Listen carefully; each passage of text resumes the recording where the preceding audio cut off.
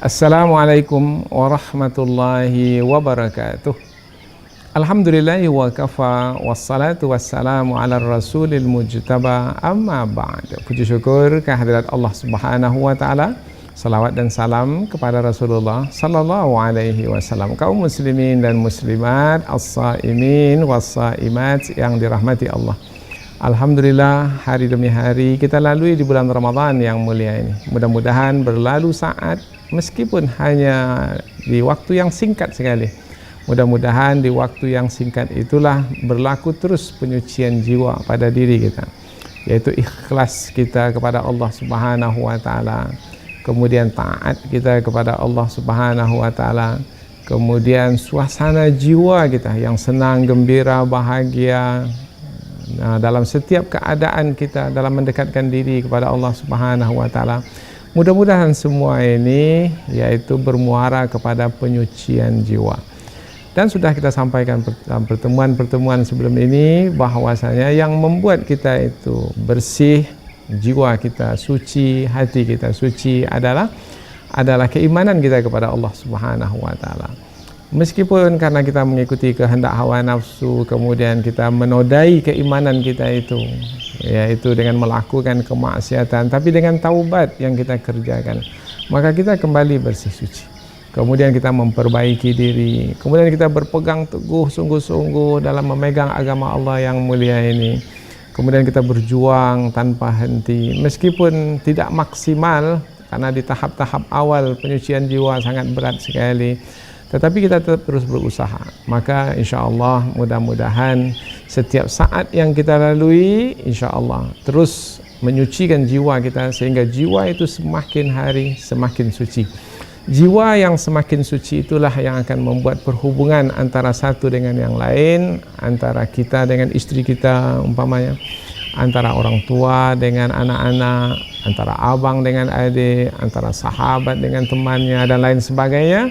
Semua ini yang akan menguatkan antara satu dengan yang lain, karena masing-masing berhati suci, berjiwa suci. Nah, mudah-mudahan insya Allah ini akan tetap terus terjaga dan terpelihara. Tapi ingat, ada kalanya syaitan itu masuk. Inilah dia bisikan syaitan atau celah yang bisa dimasuki oleh syaitan, yaitu mengotori jiwa, mengotori hati, sehingga bersarang sifat dengki di dalam hati itu, sehingga hati itu menjadi kotor. Umpamanya seperti kisah yang terdapat dalam Al-Quran, yaitu kisah saudara-saudara Nabi Yusuf, abang-abang Nabi Yusuf. Bukan 1-2 orang, 10 orang yang mendengki Nabi Yusuf alaihissalam. Apa sebab ada sifat dengki di hati mereka? Karena jiwa mereka itu kotor, hati mereka itu kotor, yaitu ketika mereka cemburu bahwasanya ayahanda mereka itu adalah seorang nabi juga. Ayahanda mereka adalah Nabi Yakub alaihissalam. Dan ini kelihatan jelas dari perkataan mereka. Idz qalu, ketika mereka berkata, la Yusufu, dan adalah Yusuf itu, wa akhuhu, dan saudaranya yang dimaksud adalah Bunyamin, ahabbu ila abina minna. Mereka berdua itu, Yusuf dan saudaranya itu, lebih ayah kita cintai dari kita. Mereka berkata kepada sesama mereka yang bersepuluh itu. Maka mereka menuduh ayahanda mereka, padahal ayahanda mereka itu adalah seorang nabi yang memiliki hati yang suci. Tetapi karena kedengkian, kekotoran yang ada dalam hati mereka, maka mereka tidak lagi menghormati ayahanda mereka. Wa nahnu usbah, yang mereka lihat adalah diri mereka, padahal kita ini kan ramai, kita 10, tetapi ayahanda lebih menyukai Yusuf, lebih menyukai Bunyamin. Ini ayah ini betul-betul ujung ayat, inna abana lafi dhalalim mubin, sesungguhnya ayah kita itu sungguh dalam kesesatan yang nyata. Allahu Akbar. Bagaimana seorang anak mengeluarkan kata-kata seperti ini kepada ayahnya? Ini anak durhaka yang seperti ini. Bagaimana bisa kedurhakaan itu berlaku? Karena hati yang kotor, hati yang tidak bersih, jiwa yang tidak bersih. Maka penyucian jiwa perlu, karena penyucian jiwa itulah yang akan menghalang kita dari kedurhakaan. kedurhakaan kepada Allah, kedurhakaan kepada kedua orang tua, kemudian juga ketidaksetiaan kepada teman, kemudian juga dan lain sebagainya, banyak sekali. Karena kita berhubungan, berinteraksi dengan manusia. Kapan kita berhasil dalam berhubungan dengan manusia? Apabila kita memiliki hati yang bersih suci. Ini contohnya, yaitu saudara-saudara Yusuf. Karena kekotoran yang ada dalam hatinya, maka syaitan masuk melalui celah itu, sehingga mereka menuduh orang tua mereka sendiri, yaitu ayah mereka yang seorang nabi, mereka tuduh sebagai yang berada dalam kesesatan yang nyata. Bukan hanya itu, karena kedengkian itu apabila tidak dihentikan, ia akan berterusan dengan kedengkian-kedengkian berikutnya.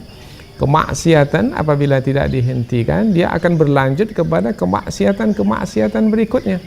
Kejahatan kalau tidak diberhentikan, dia akan berlanjut kepada kejahatan berikutnya, dan lebih buruk lagi dari kejahatan yang telah dilakukan, bahkan berbangga dengan kejahatan yang telah dibuat. Maka dalam ayat berikutnya sampai mereka mengatakan, uqtulu Yusuf, bunuh Yusuf itu. Sekarang diarahkan pula kepada Yusuf, awitrahu ardan, atau buang dia ke suatu negeri. Apa sebab mereka sampai membuat kesepakatan seperti itu? Karena hati yang kotor, jiwa bermasalah, hati bermasalah. Di mana masalahnya? Tidak suci. Karena hati yang bersih, hati yang suci tidak akan mungkin melakukan kejahatan, tidak akan mungkin berbuat yang buruk, yang tercela, yang keji, dan yang dimurkai oleh Allah Subhanahu wa Ta'ala. Maka disinilah perlunya penyucian jiwa. Apabila penyucian jiwa berlaku, adakah dengki-mendengki antara abang dengan adik? Tak akan mungkin berlaku. Tapi inilah hidup di dunia ini. Ada saja manusia yang melakukan pengotoran jiwa, sehingga berlakulah kerusakan, sehingga tak lagi nyaman dalam keluarga, tidak lagi damai dalam bermasyarakat. Maka perlulah di sini seruan terus-menerus tanpa henti untuk menyucikan jiwa, dan ini bulan Ramadan, bulan penyucian jiwa. Mudah-mudahan tausiah ringkas ini ada manfaatnya insyaallah. Subhanakallahumma wa bihamdika asyhadu an la ilaha illa anta wa astaghfiruka wa atubu ilaik. Wassalamualaikum warahmatullahi wabarakatuh.